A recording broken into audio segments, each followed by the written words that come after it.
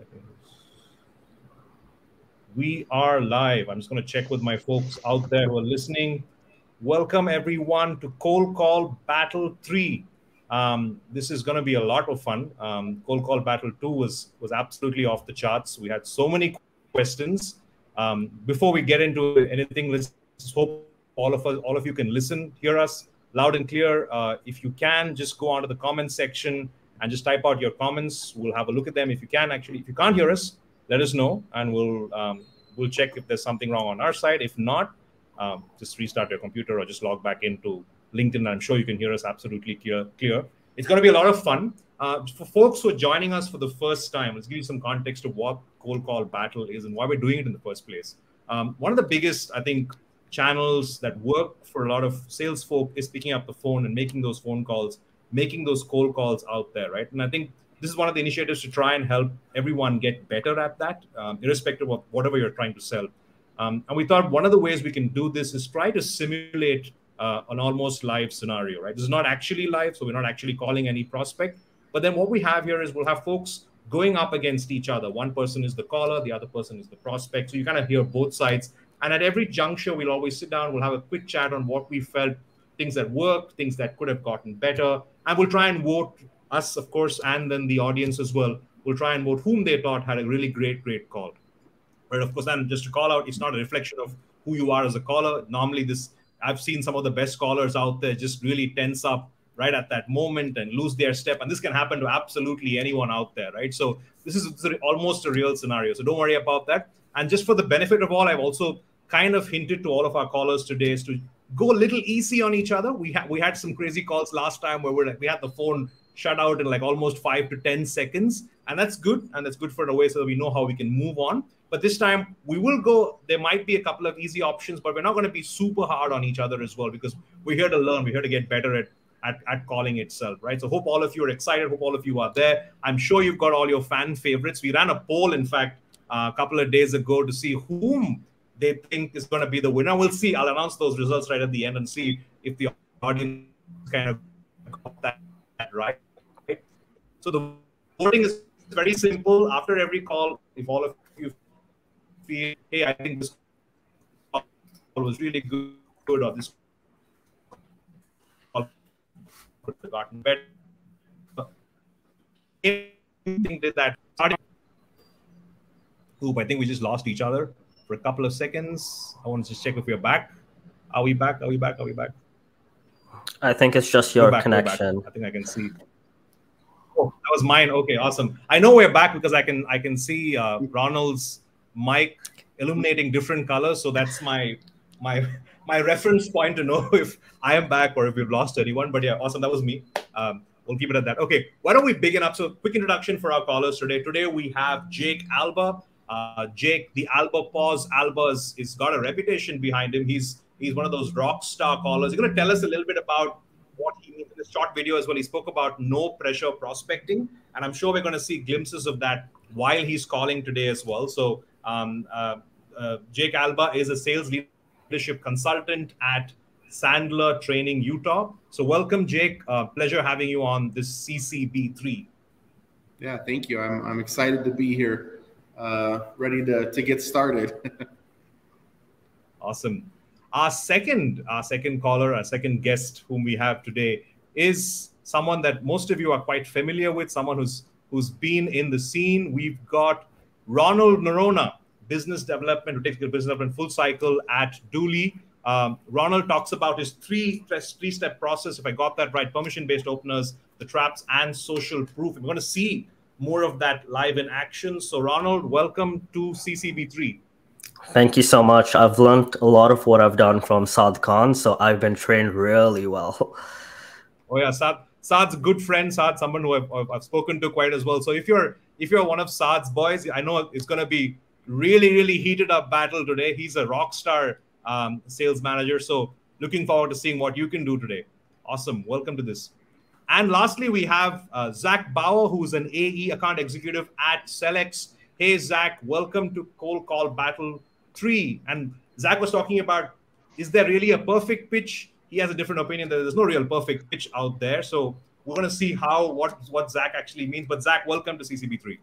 Yeah, appreciate it. Really excited to be here with all of you. You know, I've heard both Ron and Jake on the phones, and absolutely knock them down. So happy to be here, and looking forward to getting into this. Awesome. So for everyone out there, here are the rules, right? For everyone joining in, what we're going to do is this time we have 3 people, so we're going to change things up a little bit. Not the usual one by one, one going against one. What we'll have is we'll have 2 people go up against each other, and then of course through audience voting and whom they felt had a better call, that person will go up against the other person, and then of course the one the 2 who have not gone up against each other just go after each other as well. So essentially, what we're looking at is a set of. So it will normally be just for the larger thing. We'll probably have 6 calls today. How that works is, let's say, for example, Jake is going up against Zack. So in the first round, in the first session, Jake will be the caller, Zack will be the recipient. Then we continue with Zack being the caller and Jake being the recipient. So that's literally the first break. And then we break from that, and then we'll talk about what happened in that exchange. Similarly, we go to round 2, and then we go to round 3. So essentially 3 rounds, each round 2 calls, 6 calls. We'll try to make not the call go too long. So we'll try to use some mechanics in terms of how much the call should go. I'm not going to stop you. If the call is going really, really well, I'll just let it go. But if in case I feel like, hey, we've got only like an hour show and not like a 5-hour show, I'll come back and then say, gentlemen, I think we're sold. We're really sold. We'll sign the contract today and we'll just get moving, right?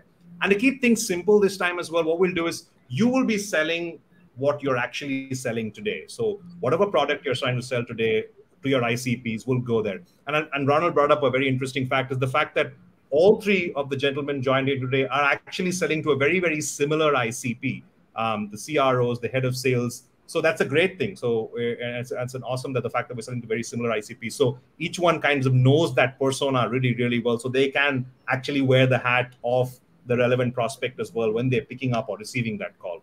Okay, so that's the rules. That's pretty straightforward. Okay, so round 1, and as I picked earlier as well, let's go Jake up against Zack. That'll be first round. They will be selling their product to each other. And Ronald and I will just sit backstage and watch and observe and see what happens. I'm just going to go alphabetical here. Jake, you can start off. You be the caller. Zack will be the recipient. We finish. Once we call the call is end, we'll go round 2, which is the same round 1, the other switch.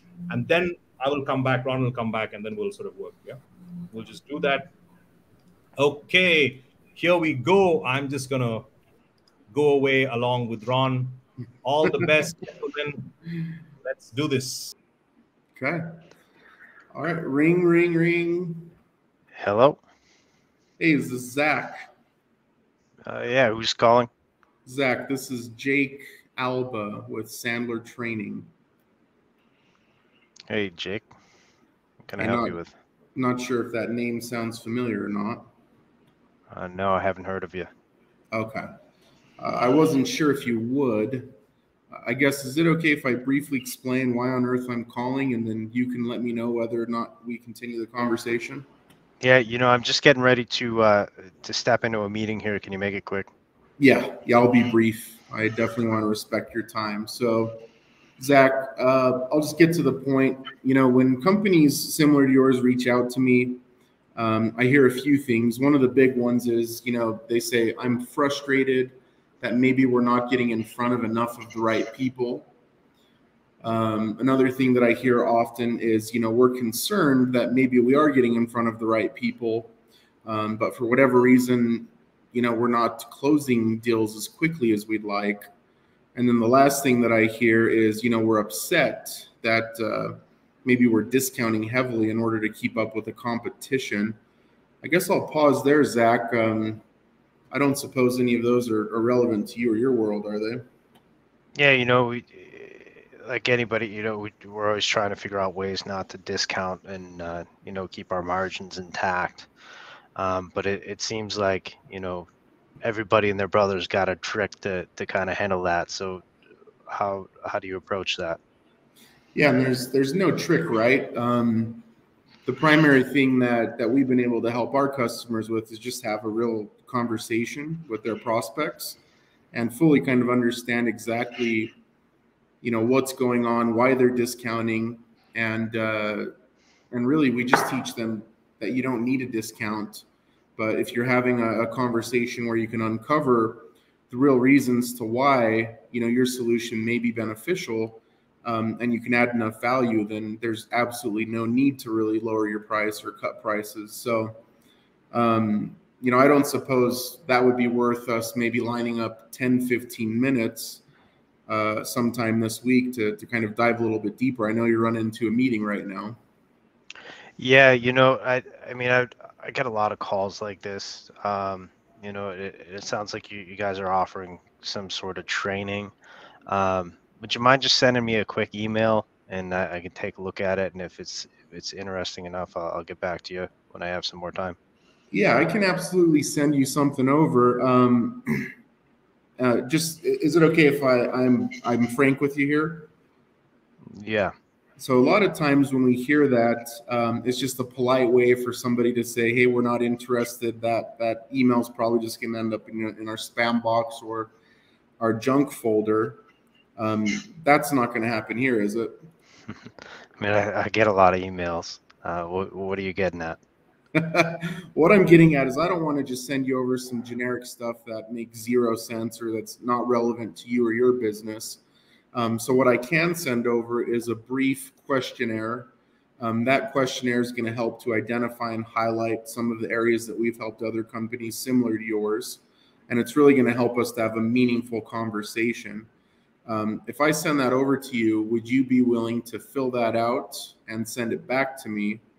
And then when we connect, next week, we're going to be able to actually talk about things that you care about. Yeah, I mean, you piqued my interest, Jake. I gotta run here, coming at 1:15. But you said next week you want to get together. Yeah, next week we'll plan 10, 15 minutes to talk. I'll send that survey. You'll send it back to me filled out. And I'll tell you what, if nothing's relevant on there, you can let me know and we'll just scrap the meeting altogether. But if you do see some things that are worth talking about, we'll keep that meeting and we'll just keep it brief, 10, 15 minutes to show you how we've helped other companies. Does that sound fair? Sure. Yeah, that's good. So I guess just like a calendar invite you'll send over. Yeah. So if you don't mind pulling up your calendar, we'll get that scheduled real quick, and then I'll let you get to your meeting. Okay. Yeah. Let me take a look here. Okay. All right, I guess we could probably pause the role play there, right? Cut the meeting. For a moment, I was like, Zack actually going to book a meeting right now? Is he going to open his calendar and find the date and time? Very interesting approach, Jake. Very interesting. We'll comment about it right at the end, but a very interesting approach right there at the end. I think you realize Zack was just trying to hey, I'll bring Ronald as well in.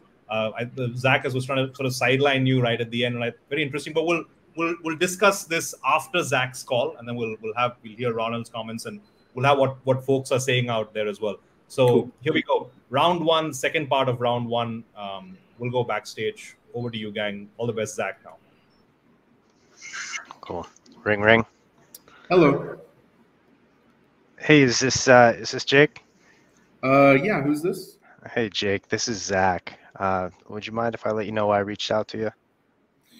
Yeah, I got a couple minutes. I have a meeting here in about 5 minutes. What do you got? Sure. Yeah, I noticed you were the CRO there at the Sandler Training, Utah. Is that still the case?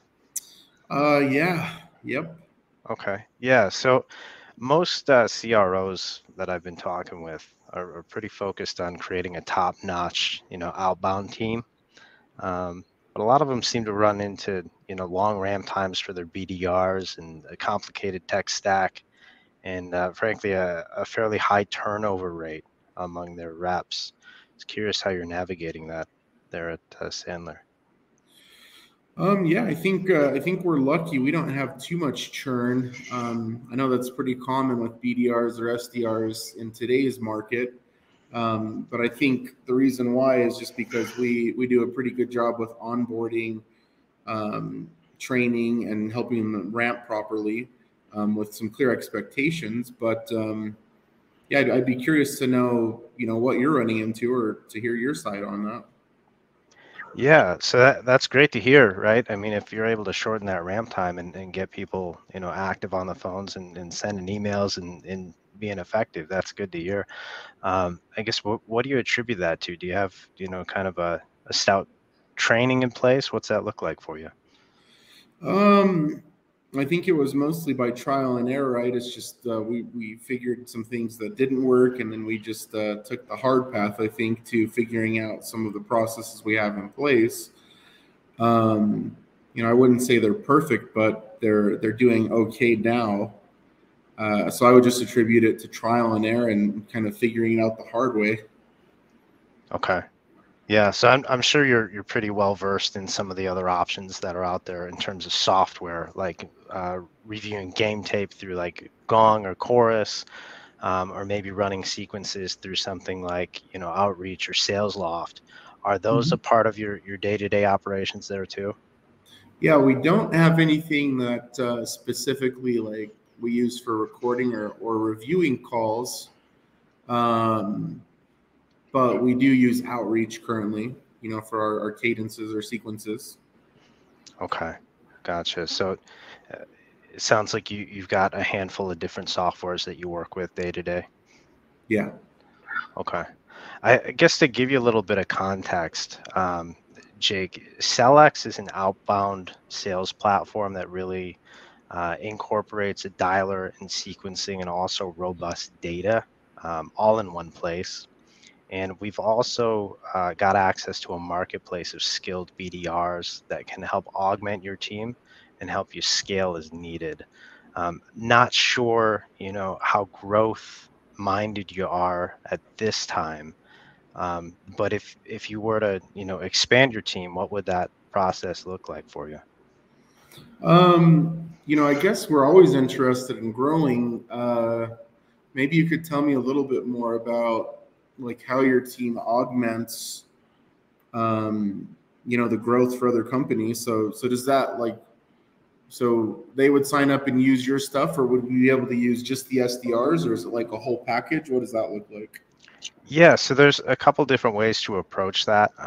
And really the purpose of my call today was really to see if it made sense to have a further conversation. And it sounds like that might be the case. So I guess, Jake, if you knew that there was a way to increase your outbound effectiveness and also mitigate your risk, would it be something you'd be opposed to learning a little bit more about? No, I wouldn't be opposed to that. I think it all just comes down to bandwidth, and what I'm capable of doing. But I'd be willing to learn a little bit more. Sure. Okay. Why don't we do this? I've got a few minutes Thursday afternoon, say about 2:00. How's your schedule look then? Yeah, let's go ahead and. So what are we looking at? Like a brief meeting? How long should we plan for that to be? Yeah, we'll set aside probably 15-20 minutes, learn a little bit more about what you do there, and then see if there might be some alignment where SellX might be able to, fit into your model and your needs, Cool. and take it from there. Sound good? Yeah, let's do it. Awesome. Thank you. Good stuff. All right. Time for some feedback now. Why don't we start with the first call? And of course, I will open the floor. Jake, you were the recipient of that call. What do you feel? Each of us will just talk about a couple of lines around what we felt. Hey, this was good. This was what could have gotten better, or whatever. I think our own opinions on this, and of course the audience as well. Let's talk about Jake's call. Jake made that call, the first call that went out there. He was for his training service. Yeah, Zack, what do you feel about that?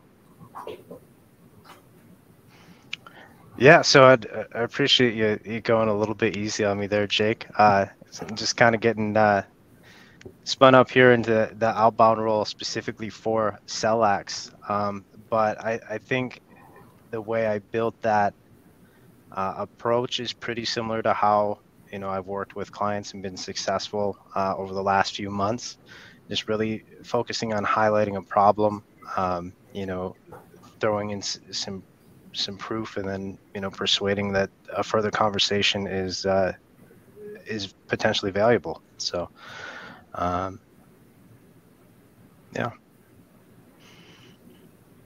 Jake, what do you feel? How did you feel when on that call?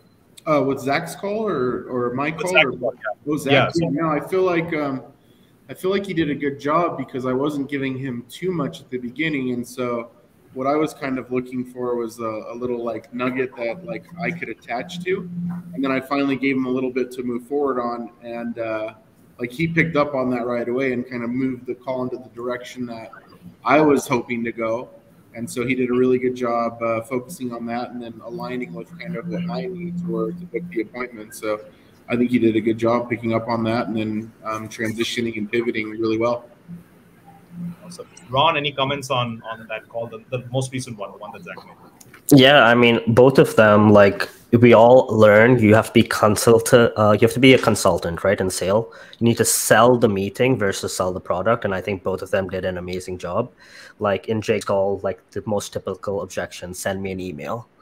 And how do you overcome that? And the fact that the way that Jake did it, it was amazing to the sense, I'm going to send you the calendar invite. If it's not relevant, decline it. So you're giving the person an out so they're more willing to accept that invite. Yeah, so let's talk about that. It's a very, very interesting approach, as I mentioned, right? I like the fact how I think a lot of the time Zack was trying to sideline you, say, hey, I think Zack was not interested for some part of that, at least the latter half of the call. And then when he said, hey, just send me some information, like Ron said, typical response that you would get. I think you were trying to nail it down and say, okay, you were trying to nail it down to that person. Very interesting approach that you took there. I think you even joked a little bit about it.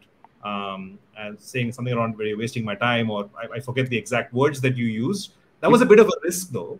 I don't know if it would have ticked someone like Jack off and saying like, "Hey, what are you trying to do?" But then I felt like you still got what you wanted. Like you still got a productive meeting out of that. Something could have just been an email. Hey, just send me that email and get over. You could have easily let that go. But I think I love the fact that you hung on. You still probed. You still took a few chances there.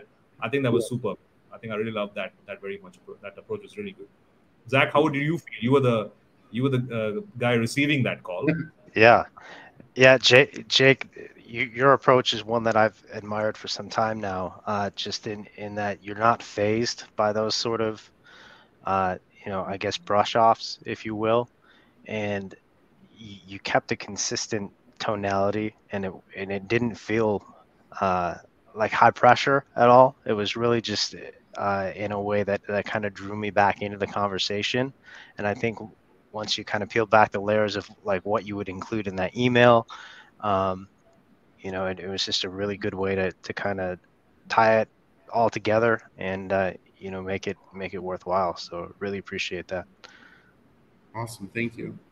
Yeah, I think what I'll add is it is risky to do what I did because if you have nothing to lose in a call, which I feel like you're going to talk to this guy maybe once and maybe never again, right? And so I say it's okay to take risks, but be calculated, and you have to do so in the appropriate manner with the right tone and kind of the way that you're approaching them. And that's why I joked a little bit. I was like, hey, if I send this over to you, is what are the chances that it's just going to end up in your spam box or in the trash bin, right? And he kind of chuckled a little bit at that. But if you kind of call somebody out on what's probably going to happen, it kind of forces them to respond and be like, yeah, it probably will end up there. And then you can address the real reason. So the whole purpose of doing that is to really uncover what the truth of that conversation actually is, as opposed to just letting them brush you off and you wussing out and just being like, okay, I'll hang up now. Awesome. There's one question I think we should pick up. I think Tegan has brought a question. I think this is probably in regards to Zack's call. I think Zack, when you were making the call, regarding your intro, I think would notice, I didn't pay attention that closely, but someone's noticed that you didn't really introduce yourself when you made that call. Was it intentional, or did you forget, or was that a tactic that you were using to hey, I'm not going to tell people exact my name or whatever, but I want to get into what? So would want to hear why you did what you did.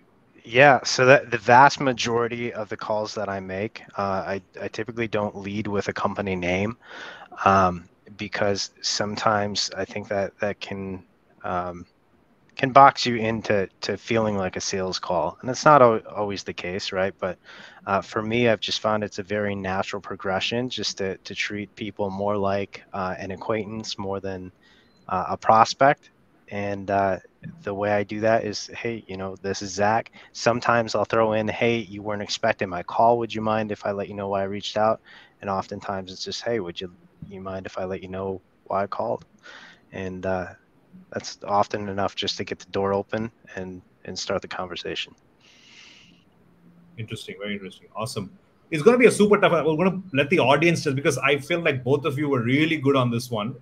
Very different approaches, very different methodologies in how you were making that call as well. So I'm not able to call a winner for this. But then, if the audience can help me here, all right, can you pick between Jake and Zack? Whom did you? I literally put your names together and created a new name. Said Jack. But between Jake and Zack, whom do you feel had that better call? I think really it's a matter of perspective here. I don't think there was a better call per se. But if you have any idea, any recommendations, whom you felt was the better caller, just for that moment, just put it so that we can move on to the next round as well. We're getting a lot of questions coming in. We'll take some of these a little later as well, because I know we're literally half an hour into the call already. We still got 2 more rounds to go, so we'll take some of these questions a little bit later on. But keep pouring them in, folks who are out there. Okay, Jake was consistent and smooth. My God, there's a lot of comments coming in right now.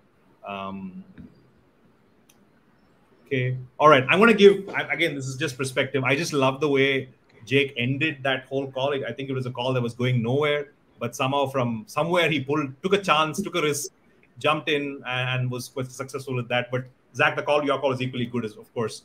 So I'll give Jake this round. So, okay, for the next one, round 2, we're going to go, Jake is going to go up against Ron. And Zack and I will, of course, sit backstage. So for this perspective, we'll get Ron will start. Ronald will start. He will be the caller, and Jake will be the prospect, and then we'll switch. All right. So we're going to go backstage. All the best, folks. Ring, ring. Hello. Hey, is this Jake? Yeah, who's this? Jake, this is a cold call. Would you like to hang up or roll the dice? It's Ronald calling from Dooley, by the way. I think I guess I'll roll the dice. I love that. I mean, we both work in sales, right? So it's part of the thing. Want to make sure this is relevant to you first. Do you use Salesforce? I do not use Salesforce currently. Okay. What CRM do you use? So I use HubSpot. Gotcha. I would probably just end the call here, because if you don't use Salesforce, that cuts it. But we'll go with it. I use Salesforce. Yeah, I use Salesforce. Amazing. Do you love it? Do you hate it? Do you think that it can be better? Salesforce is not my favorite, but I think a lot of that's because of the way people use it, and so it can contain a lot of just bad data, and it's hard to kind of clean it up once the bad data is already in there. So that would be my perspective on Salesforce. Do you spend a lot of time cleaning that up, or what is your role there right now? Like, are you leading the team, or are you running full cycle yourself? Yeah, I don't spend time cleaning it, but the team does. How much time do you think they're spending cleaning that up? I mean, hopefully not too much, but if there's inaccurate data, right, we need to make sure that we have accurate data in there. So it is part of their role to do that. So I would say maybe, I don't know, if I had to put a time, I would say maybe 20, 30 minutes a day. Okay. And that's exactly why I called, right? When we speak to sales leaders like yourself, that inaccurate data that's going in because reps are missing their next steps, their close dates, that all affects their forecast. And that's exactly to your point. But additionally to that, they're trying to get extra deal context on why some deals close and why others don't. And finally, they're looking for like new ways to ramp up their reps more efficiently. I know the first one was a bit relevant to you based on what you said. Do any of the other two really ring a bell or hit the mark? So the other two being, it's you trying to get deal context on why some deals close and why others don't. And number 3, like you have a lot of new reps, you're looking for more efficient ways to ramp them up. So you're talking about like the data behind how it works? Your team in general. So like number 1, like if you're missing all this information in your CRM, how do you understand, like, look, this deal closed for me today. What actually won that deal? Was it a feature? Was it a problem that you're solving? Because if you don't have all that information in your CRM, when you're trying to duplicate this process and train your new reps, then you don't have that to give to them. Be like, this is why we win deals. This is what customers and that ICP cares about. Do you feel like you go through any of that today? Yeah, I mean, I would say that's fair to say that I do go through some of that. Have you heard of Dooley before? I've heard of it, but I haven't really looked into it at all. Okay, so like Jake, I know like you've given me 2 minutes of your time. You said your reps are spending about 20 to 30 minutes every day. If you do that over the 5-day period, that equals about 2.5 hours a week. Like, I'm assuming you have a team of over 5 reps, and what that 2.5 hours could do for them every week, they could be using that time to better prospect, build pipeline, or close deals. So I want to show you Dooley, if that's okay with you, if you have some time on Tuesday. And the reason behind this is like, I want to show you what your reps could be doing with that 2.5 hours and how that could impact the bottom line of your business. Would that make sense to you? I'm happy to book, but give me a very brief idea of how you're going to help me. And then, yeah, if it makes sense based on what you tell me, then I'm happy to book some time. Yeah, and I can give that to you right now. Like, I don't want to send over an email. I'm sure your email box is like... No, I don't want an email. Just a verbal explanation of how Dooley can help me and my team. Yep. So you said like there's dirty data in the CRM, and how do you do that? For what Dooley does is they basically work with the workflow of your sales reps. So when your sales reps are on a call, they can be updating Salesforce fields in real time while they're doing their discovery. They can then have on-call enablement. So if a person does pull up like a competitor, or if they pull up like a common objection, we have in-book playbooks that you can pull up on the call that if you just type it in, it's activated by keyword triggers. This actually gives your reps immediate access to this information. So number one, they don't need to tell a rep, I'm going to come back to you. Number two, you can dive deeper discovery. So if this is a common objection that you want to learn about, here's some questions that your reps can ask. This all goes back to the CRM. And eventually, you can go and analyze all this to find out the deals that close. This is why it actually closed, because you have all this deal data now. Does that make sense? Yeah. Okay. I think that, yeah, you answered my question well. So let's book some time. You said 15 minutes next week, or? Let's do 30. I think this makes sense for a bigger conversation. Like, I know you still don't know what the platform looks like. So we'll put 30 minutes on the calendar. I'll ask you a few questions to make sure how I can best show you the platform. And the remaining 15 minutes, I'll show you exactly how we can solve that for you. Cool. Yeah, let's do it. We'll do it on Tuesday then. Okay. Send it over right now. Can you just do me a favor and press accept? Yep. And scene. Cool. Thank you. I think a lot of the call was, I don't know whether it was on purpose, that I felt like Jake was trying to understand what you were trying to explain to him. I felt like it was not clear. I don't know. I mean, it could be intentional as well, or maybe the way we did it. I think that was a very interesting observation. I think that's probably why the call went, I think, longer than maybe it could have. I think probably finished off a little bit sooner. But Jake, was that like, I don't want to go to deep dive in. Was that intentional that you were trying to try to get Ron to just almost repeat or re-repeat or sort of clarify a lot of what he was trying to say? So I get this a lot when people just don't really understand, or they're trying to have just one solid point of information to move forward with. And so I was just trying to have him just explain very simply, what it did, how it made sense, because he was going into your reps are spending X amount of time and this is how much time they could have back. And so in my brain, I'm like, well, how are you going to solve that problem? And then when he explained it, I was like, okay, yeah, that makes sense to me. So let's move forward. But I wanted to know why before I booked the meeting.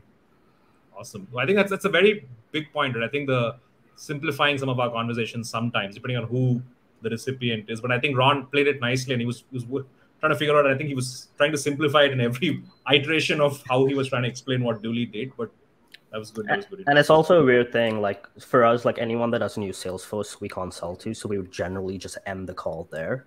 And there's no point really even trying to book the meeting because to log into Dooley, you log in through your Salesforce account. So then people that don't use Salesforce, a little of those pains, it's difficult to understand because HubSpot is easier to use. But as you scale up your team, Salesforce makes more sense. Good point.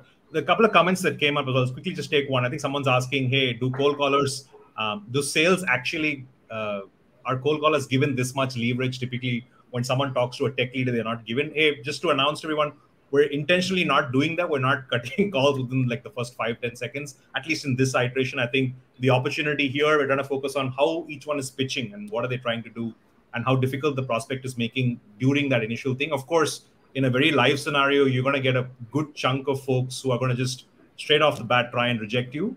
And this is intentional. We are intentionally playing it in this version of it because we were interesting to see how each one navigates through the call as well. Like what are the questions being asked? How are they handling that? And I think that's one of the other reasons as well. But good observation, Vishnu. In reality, yeah, it's not always this comfortable. The prospect is not going to be that easy to listen to or give you that time even. There was another comment as well. I think this is more for Zack and Jake on the previous call as well. There was a little bit low on energy. Was that intentional or was it like to get each of us up? Because I know when I make calls as well, I'm generally very high on energy. It works sometimes because the prospect are almost matching at that energy, but sometimes it doesn't always work. Was there a reason why we decided to be at a similar? Both of you were in fact operating at almost a very similar level. Very comfortable, of course, both of you were, which really showed on the call. Was there a quick observation that someone made? I didn't pay attention as much to that, but it didn't matter to me. But did you folks intentionally try that, or is that typically the way you call? I think it's more individual, or do you feel it's that way? I would say, and I don't know how familiar everybody is with like different personality types or DISC or the psychology behind that, but I would say I always try and get a read on kind of what that personality type is. And then based on kind of that's how I'll direct my conversation because, you know, I'm not trying to sell somebody based on the way I would like to be sold. I'm trying to sell somebody or have a conversation based on how they would like to be sold. And so really understanding that aspect of it and where they're coming from, I think is all that matters in the call. And so trying to understand their personality and then kind of direct your call towards what they need and tailor it towards them is going to have a much different outcome than you just trying to sell somebody the way you like to be sold, if that makes sense. Spot on. I think that was superb. I think just getting a pulse of who the other person is and kind of responding to that. Zack, was that intentional as well from your end? Yeah, no doubt. I think, you know, mirroring and figuring out where you're at in any given situation is super important. Because if you come in too hot, right, and you're dealing with a lower energy type person, that's not going to land as well. Same on the flip side, right? If you come in too low energy and you got somebody who wants to move at a quicker pace, you need to put a little pep in the step. So I kind of have my natural approach, which is more, you know, even keeled, just like you're hearing right now. But that's certainly going to, you know, change given the situation and who I'm speaking with. Super points. Awesome. All right, let's continue with round 2, the next version now. This is Jake is going to call, Ronald is going to receive the call, and we'll come back for a quick discussion on how we felt about that call. All right. Cool. All right. Ring, ring, ring. Hello, who is this? Hey, great question. I was going to ask you if this is Ron. This is he. Hey, Ron, this is Jake Alba with Sandler Training. Oh, I've heard of Sandler. How's it going? Hey, doing well. I'm glad you've heard of Sandler. I guess what familiarity do you have with them, or how did you kind of hear of Sandler? I've had a few reps in the past that have done Sandler training, and they've just talked about that process and things like that. I don't know much about it personally, but I mean, I'm familiar with it. Okay, cool.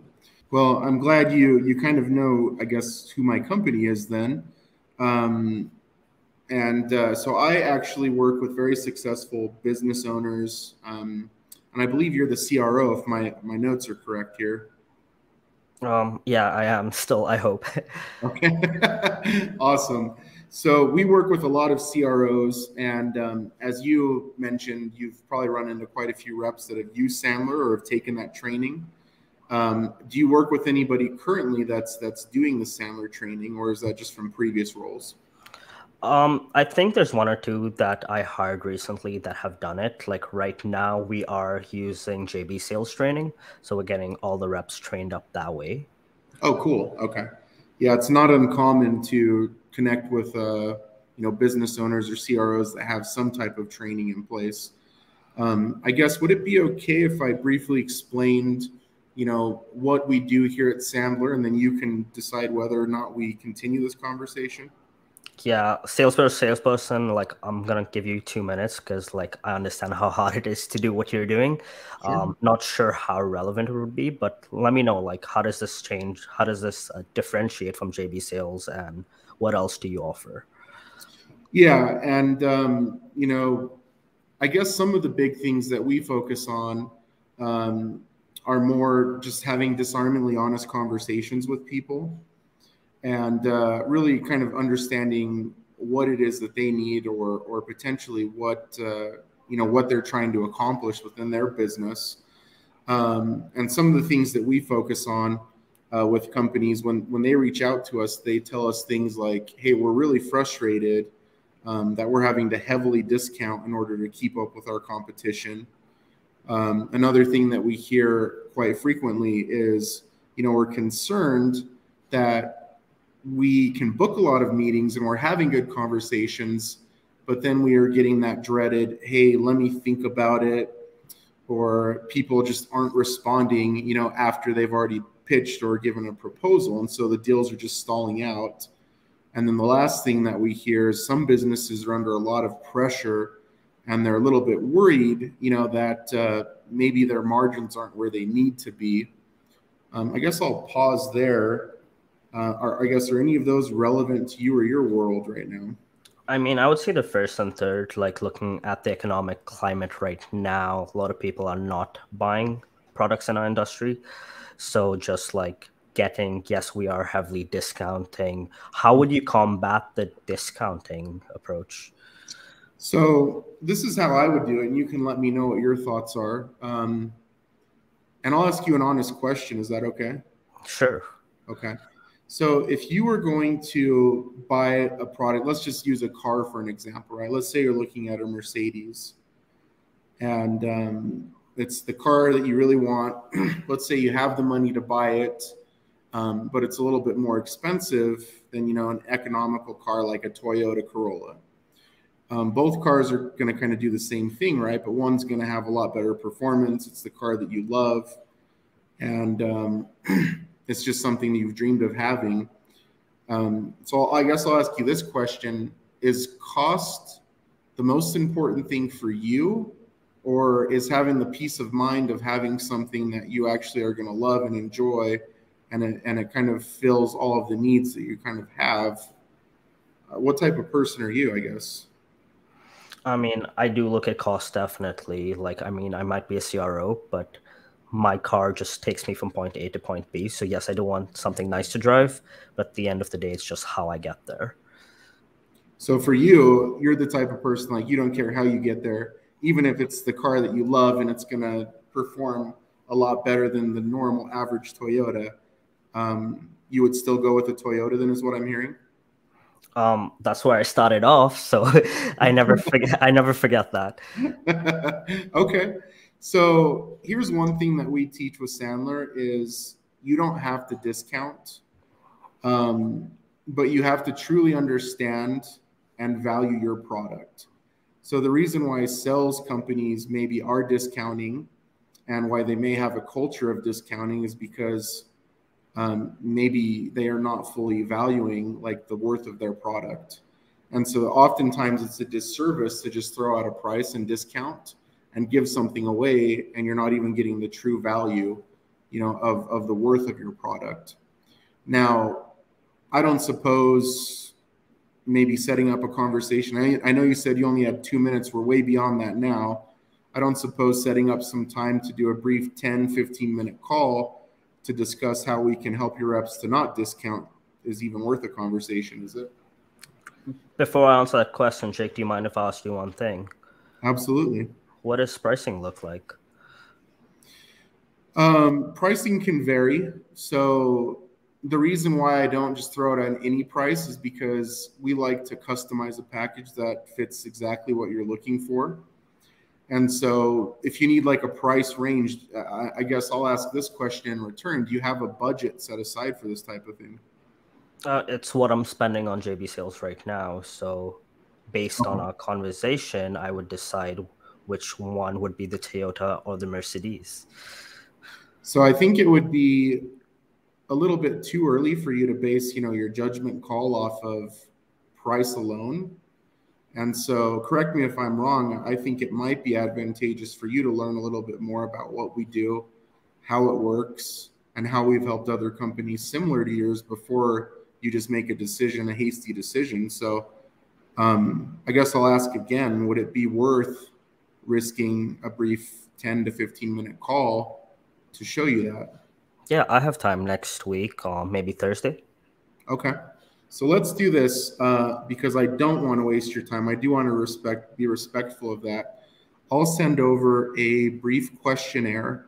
That questionnaire is going to also highlight maybe some other areas that we can help or help you maybe identify some blind spots that you have with your current training. Can you fill that out and send it back to me at least 2 days before we meet? Sure. Yeah, I can get that done. Okay. The only reason I say that is because it's going to help us to focus on your top priorities and just show you the things that you actually care about and be respectful of your time. So you said next week, does Wednesday work for you afternoon, Wednesday at 3 p.m.? Wednesday works, and I'll only consider buying if you discount at the end, right? So I'm not going to promise that I'm going to discount now, but how about we have that conversation and you let me know whether or not my product's worth paying full price for or not.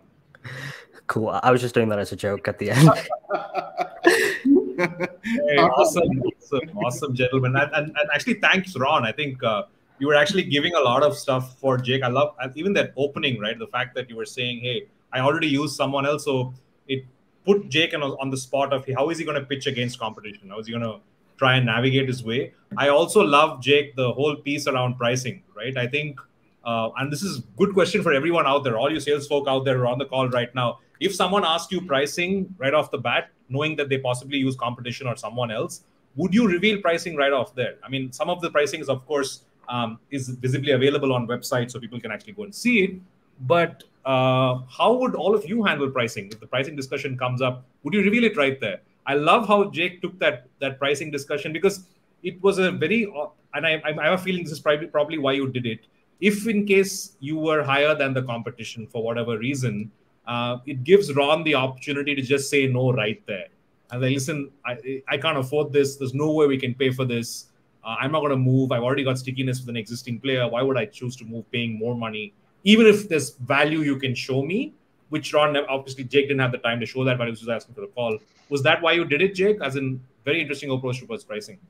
Yeah, it's I think it's always dangerous to just give price away. And I feel like reps do that a little bit too willingly. And even proposals, like you'll see reps that just send proposals via email. And it happens every time. They'll send a proposal and then the person just never gets back to them, or they're shopping around, or they get ghosted, right? That happens all the time in sales. So the most effective way to avoid that is to try and diffuse that bomb up front and just address it, right then and there. And if you're able to do that, then you can qualify or disqualify the person on that call. And so it's important to remember, like, I'm not just trying to book some time with this person because they're better than me, but I have equal business stature. And our time as reps is equally as important as a CEO or a CFO, because we can choose who we want to spend our time with as well. And if they're worth doing a demo with or going to the next steps. And if they're not, then it's okay to disqualify them. Yeah. Would you have chosen that approach if your pricing, so for example, I'm guessing your pricing is not fully on the website or anything, but if let's say you were working for a company, any other company that had their pricing listed on website, would you have still have quoted pricing, or would you have referred, like, how would you have managed it then? So I would still steer away from it because I want to have a conversation with them, because if they're making their decision solely based on price, I feel like they could potentially be missing out on a great product that can solve a lot of their problems without even really knowing. And so I would always push to have a conversation with them regardless without revealing too much price. That way they can see and hear and learn exactly why it might be a benefit. Because a lot of times you'll find that price is just a smokescreen, but if they can see how it can fix and solve all of their world's problems, then the price really doesn't matter on the back end. Awesome. Zack, you were, of course, sitting on the sidelines and listening to both of them go at each other. What did you feel about both the calls? And maybe you can just do a quick summary of what you felt about how each one's approach was. Yeah, a couple things. I'll go back to the initial call with Ron. One thing that stuck out to me is a lot of times we talk about avoiding phrases like "I would love to show you," X, Y, and Z. But I think Ron positioned that entirely differently than I've heard other folks do it, and that was, "Hey, I'd love to show you Dooley," but then immediately you tacked on like a build of value, right? And what's in it for Jake. And I think that just changed the entire tonality, like or the entire positioning of that phraseology. I just love that. So really great job of showing Jake the value there. And then on the flip side of that, with Jake's call, initially, Ron, you had mentioned that you're using JB sales training. I think a lot of reps get caught up in trying to immediately position against a competitor in that kind of situation. Jake just kind of let it roll. Hey, it sounds like a lot of folks that I talk with, and then you went right into exploring a little bit more of that situation instead of getting hung up on the competitor. So great job by both of you. Yeah, I will say Ron caught me flat-footed, man. He threw me for a couple of curveballs that I wasn't expecting. So nice job, Ron. I was definitely like backpedaling a little bit on that call. It's okay. I'll choose a Mercedes any day. But we all started off. My first car was actually in a Nissan Altima, so like I love it till this very day. Like I'll always choose it. Right. Yeah, I think that call really worked. That second call really worked well. Also, thanks to you, Assistant Ron. I think you were not giving Jake an easy time. So I think you made him navigate through the entire thing. So kudos to you. So yeah, I think for this round, I'm not going to go the best caller. I'm actually going to give it to the best prospect, who actually gave an opportunity for all of us to learn. So Ron, this one's on you. This round's yours. Super job. All right. So I know we've got like, we're almost to the hour right now. So we'll still go with that last call. We'll do one more round. The final round, this will be between Zack and Ron. This time, Zack will be calling, Ron will be receiving, and then we'll do the other way, and then we'll close. We probably might take a few minutes, little past the other. That's okay with all of you gentlemen.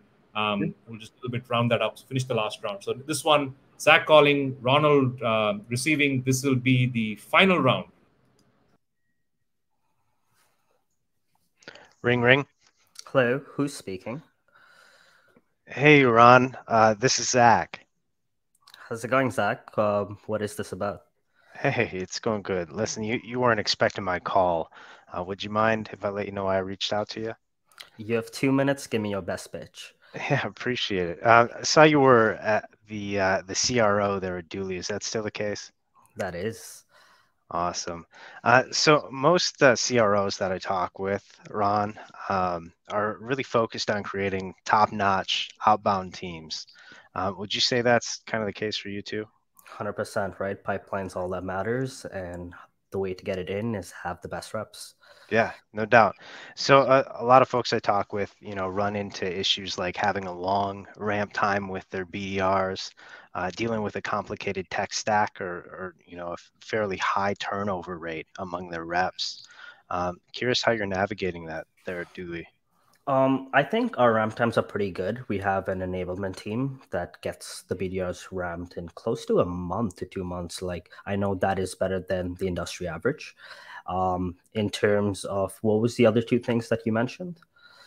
Yeah, a complicated tech stack, using a number of different platforms for either sequencing or dialing, call tracking, that sort of thing. And then that turnover rate.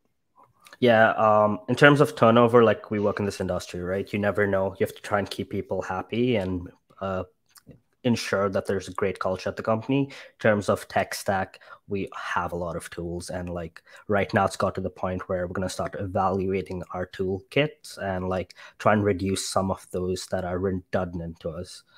Mm-hmm. Yeah. So when you look at kind of reducing that, is it because you find those tools just aren't useful, or is it just becoming to a point where it's, you know, more expensive than what it might be worth to keep those things around? I think the overall tech stack per rep, like the cost of the tech stack is too expensive, as well as like a lot of the tools are coming up with new features that have similar features to other ones we use. So just looking at that as a whole to make sure like the reps that we do have, we're not overloading them with tools versus giving them, here's the toolkit that you should use, and this will ensure that you can do your job well. Yeah, definitely. So it sounds like you're really taking steps to align, you know, your cost structure with, you know, your reps' actual needs. Yep. Okay, awesome. So to give you a bit of context, Ron, I'm reaching out with SellX, and it's an outbound sales platform that incorporates a dialer, sequencing, and robust data all in one place. But it's also got a marketplace attached to it that's filled with skilled BDRs that can help you augment your team and scale as needed. Not sure if you've, you know, also been looking at ways to make your team more efficient in terms of the number of seats and the way you're going outbound. I'm always looking to make my BDRs more efficient. In terms, is this to a place where I can hire more BDRs? Is that what you said? Yeah, so when we talk about ramp times, I'm sure you're aware that the average ramp time across the industry, and it sounds like you're doing this better than most, but it's about 3.1 months. And we're also seeing that average productivity for a fully, you know, ramped BDR doesn't even take place until about 17 months. So that's about a year and a half that you have to wait from day one until somebody's all the way up and producing at a full rate. Sometimes that's due to, you know, just a lack of experience, limited resources, things like that. So just curious if you knew that there was a way to increase that outbound effectiveness and maybe augment your team and mitigate your risk at the same time, would it be something you'd be opposed to learning a little bit more about? I definitely want to learn how I can make my team more efficient. The second part of it, which is the marketplace of BDRs, we are not hiring now. Like we can see a lot of companies doing big layoffs. Mm-hmm. So I don't think that would be a priority at us until maybe Q4, maybe Q1 of next year. Okay. Yeah, that makes sense. And it probably has a lot to do with the expense of onboarding new reps, I would imagine. Yeah, and like you said, right, we want to make the reps that we have more efficient. Is that something you can help with? Because I mean, you did speak about that a little bit. Yeah, you know, I'm not sure if it would be a great fit for your current situation, but if you'd be open to it, I've got a few minutes available on Friday morning. How does your schedule look like, say around 10:30 Eastern? We can do 10:30. I'm gonna just be straight up. Like I would love to see this. I want to make sure that as our plans go along and we are looking for the right people, we have that readily available. We don't want to go looking for people like all of a sudden, because like ramping reps takes time, but also hiring reps takes even longer. Sure. So we can do it. We can set some time up. Okay, great. And just to make the most use of your time on Friday, is there one or two things that you'd definitely like to take away from our next conversation? Number one, how do I make my current reps more efficient? Like, how do I help them learn from their tech overload? Number two, in the future, as I said, if I was to look for people that were quicker to ramp or reps that had a bit more experience, maybe in your marketplace, then I want to see what that looks like, and obviously pricing. Okay. Fantastic. So I'll go ahead and get this this invite over to you, and we'll connect on Friday at 10:30. Sounds good to me. All right. Thanks, Ron. Awesome. Was I being a bit hard there? A little bit, yeah. That was good though. Because I was trying to. Yeah. Sorry, Ron, go for it. Go for it. I was trying to throw in the whole layoffs thing right now, right? Because it's all over LinkedIn. Like all the companies are doing it right now. Like I wanted to see how you navigate it because I'm assuming that would be a common objection that you get as you call now, or am I wrong? Yes, that's also kind of one of the spaces that we're kind of filling, right? Because you've got such a long RAM time, and it's funny. I actually posted about this on LinkedIn the other day. When you look at the efficiency of a BDR on average taking 17 months. Recessions also have an average length of 17 and a half months.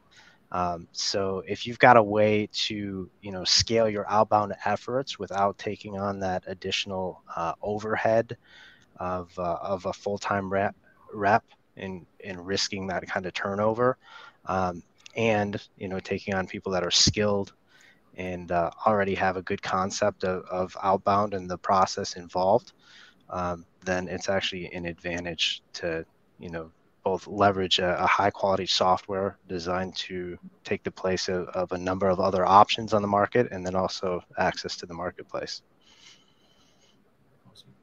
I had great call, gang. I had one question for Ron. Ron started off with, "Hey, you've got 2 minutes. This is make your best pitch to sell me," and of course, it went longer than 2 minutes. What was it that Zack said that kept you going? Or was it intentional, or was it like, "Hey, okay, I'm going to let Zack talk for a while," or was it there was something that Zack said that made you say, "Okay, I feel I need to learn a little bit more about what he's trying to say here"?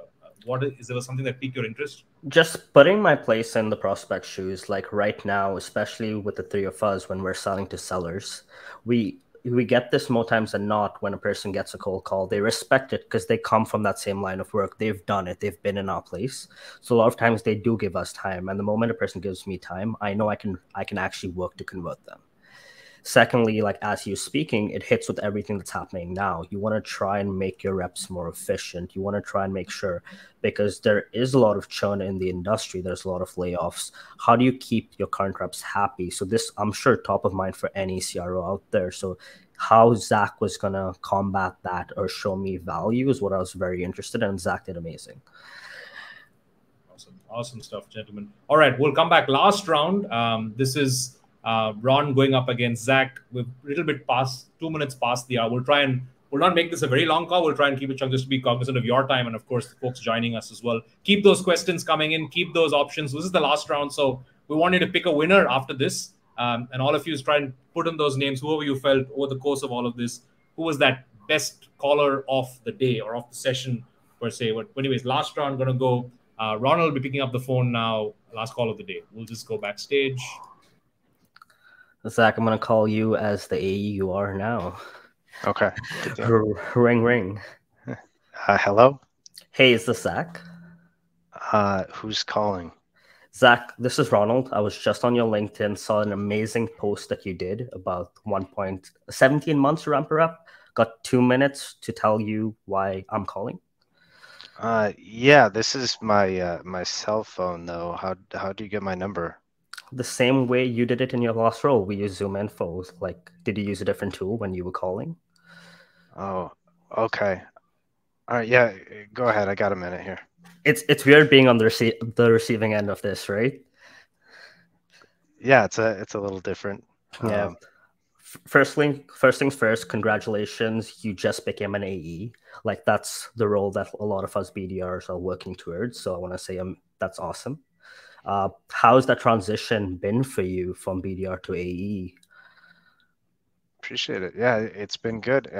It's kind of neat being on the other side of it, because I've spent the last few months delivering meetings to AEs, and now to be kind of on the other side of that, going outbound for our own company is a different ball game, and excited about it. So appreciate it.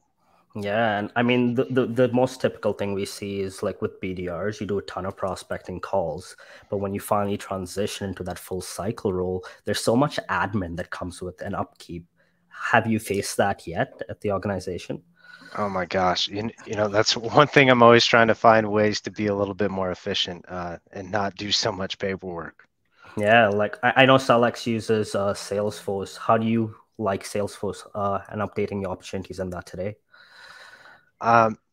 You know, it's something that's got to be done. You know, I'm sure you know, as a sales rep, you've got to have good notes to keep track of your pipeline. So something that's got to be done. And if you don't have it, you're going to get a ping on Friday. Your Slack's going to blow up. Your manager's going to be like, why hasn't this been updated? Or where's my next step? Ever happened to you? You know, I try to stay away from those kind of conversations and keep good notes because it makes me, you know, more efficient in my day. But yeah, definitely have seen that before. Okay, so Zach, let me just tell you why I'm calling, right? I speak to a ton of AEs like you. I'm not sure if you're familiar with Dooley, but it's built for AEs. And the whole purpose of it is like, number one, if you have back-to-back meetings, a lot of AEs put an hour at the end of their day to update their notes or put their data into the CRM. They either spend their Friday evenings doing it, or sometimes they spend their Sundays doing it. What time of the day do you normally update your CRM? You know, I try to do that while it's still kind of fresh.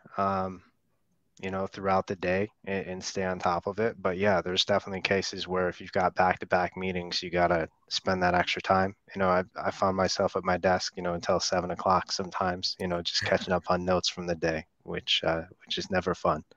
And it shouldn't be that way, right? After 5 should be family time, should be outside in the park playing with your dog or your cat or whatever it is. So, I mean, like you said, in back-to-back meetings, you need to find time to put notes into the CRM. If there was a way which you can actually automate your notes going into the CRM while you're on a call with your prospect, so the moment you press end call, everything syncs back and you can go on to the next without doing any work. Would that be of any interest to you? I know you said you love efficiency. Oh, wow. You mean like taking the notes that I'm writing by hand and like scanning them in, or what do you mean? Well, I mean, I hope we've got a little bit modern from there. Like, are you using Google Docs or like Evernote or any tool online, or are you writing it by pen and paper today? You know, as I'm talking and listening, you know, I take a lot of notes by hand, but of course, some digital tools as well.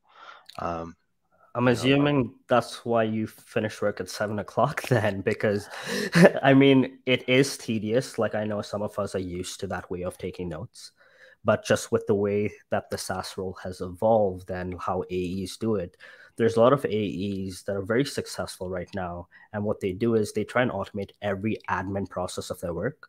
So, Zach, for you, as you grow in your career, you'll see you'll have tons of opportunities. So, yes, pen and paper is great. But if you had that digitally done where you're taking notes, so finally you can have like Salesforce fields within that notes and that all syncing back to the appropriate place in Salesforce, you'll actually have so much more time to actually focus on winning those deals and focusing on hitting your quota versus actually staying back to just do admin work, right? Yeah, no, that sounds really cool. I'm guessing it's pretty expensive. It's actually not. It's like 2 Starbucks coffees a month. Like, do you drink a ton of coffee? You know, I think my blood type is caffeine. So yeah. Okay, so let's do this, right? Like, we'll take some time on Tuesday. I'll send over a Starbucks gift card to add more to your blood type. You tell me what your favorite drink is, and I can show you like how you as a new rep can, number one, become more efficient. Number two, how you can transition from that pen and paper to basically going into this digital format. And number three, I want to give you time at the end of the day, like go do things outside of work. Does that make sense? Yeah, that'd be great. You know, if I can close up shop a little bit early and get everything done, that'd be great. Sounds good. I'll send over the invite right now. Awesome.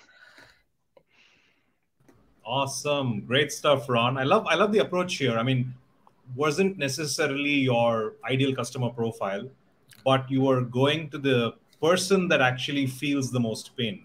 And were you building a champion here, or what was the rationale of going to Zack himself? Yeah.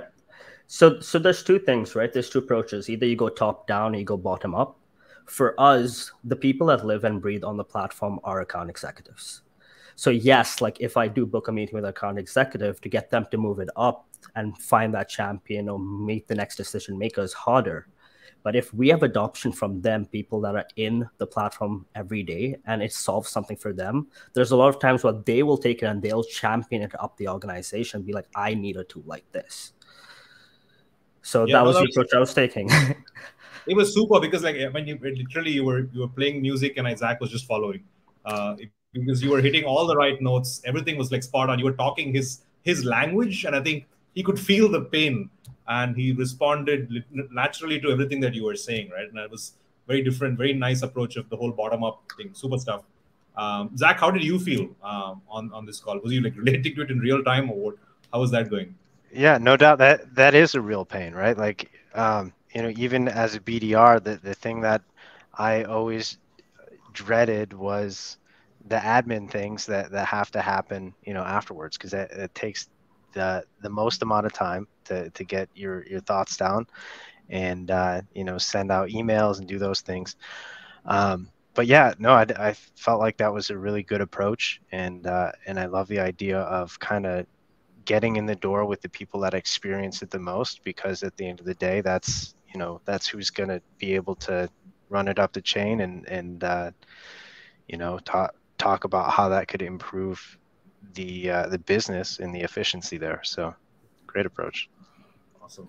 Hey, thank you. Thanks a lot. And of course, big, super. All the calls were really, really great.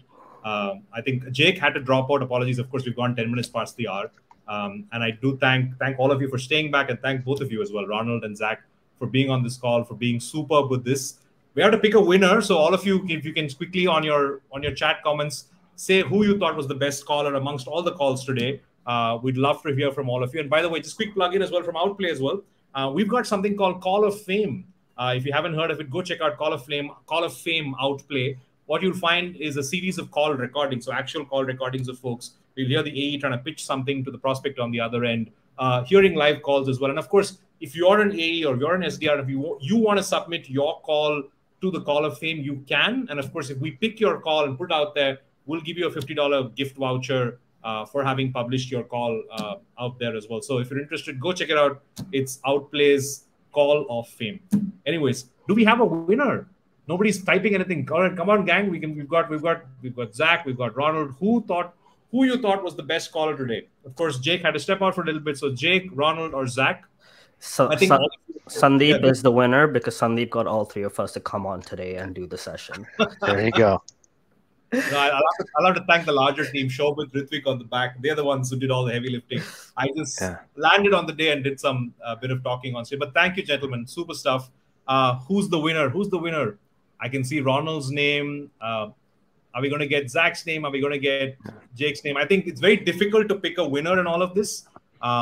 It's super difficult because each of you have very different approaches in how you are going to the prospect, different kind of methodologies. And of course, you'll explain what it is. I think I'm going to pick the winner for this one. It is I liked, in fact, who's not here, Jake's approach. Very different approach to both his the way he navigated to the call as well. And I think I'm going to pick Jake as the winner of this. Of course, he couldn't be here right now, but of course, thank you, Ron. Thank you, Zach. Super having both of you on this call, and would love to see you again. Do tell the world about Call of Fame. And if there's somebody out there who you feel, hey, should be on this show, do let us know. We'll get them up. We'll get them on. We'll have them go up pieces of it. Thank you. Thanks a lot. Awesome. Thanks, Sandeep. Thanks, everyone. Bye-bye.